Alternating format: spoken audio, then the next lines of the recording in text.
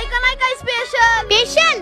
अरे स्पेशल तर खूप असणार आहे. हा शंभू या बाबतीची जयंती धूमधडाक्यात झाली पाहिजे. हा भाऊंना मला पण खूप आतुरता आहे भीम जयंतीची.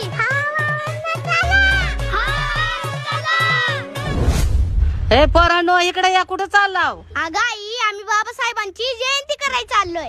अरे वा, खूप छान. पण बाळांनो, तुम्ही बाबासाहेबांची जयंती करायला चाललाव ती खूपच चांगलं आहे. पण त्यांनी आपल्यासाठी काय काय सोचलंय ते आहे का तुम्हाला माहिती? हो आई, आम्हाला सगळ्या गोष्टी माहित आहेत. बरं सांग बरं त्यांच्याबद्दल 2 गोष्टी आम्हाला पण. ठीक आहे आई. तर आई, भूक लागली होती पोटाला, भाकर नव्हती ताटात, बाबासाहेबांची कृपा झाली आणि आता पाणी उरलं माठात. एका घोटात 14 ताळ्याचं पाणी स्पर्शून व्यसन तोडलं जातीचं. पावाचे 2 तुकडे खाऊन सोनं केलं एका एका रातीचं. मातीचं पांग फेडून झालं, आई रमाईसाठी रडून झालं. घडून झालं ते जे हजारो वर्षांपासून घडलं नव्हतं. आकाशाशी भरारी घेतली त्या पंखांनी, जे पाखरू कधीच उडलं नव्हतं. पडलं नव्हतं कधी पाऊल या धरतीवर अशा देव माणसाचं. म्हणूनच बोलतोय, भूक लागली होती पोटाला, भाकर नव्हती ताटात, आणि आपल्या बाबासाहेबांच्या कृपेमुळं आज आपण फिरतोय सुटाबुटात. सुटाबुटात शोभून दिसतोय भीमराव सारे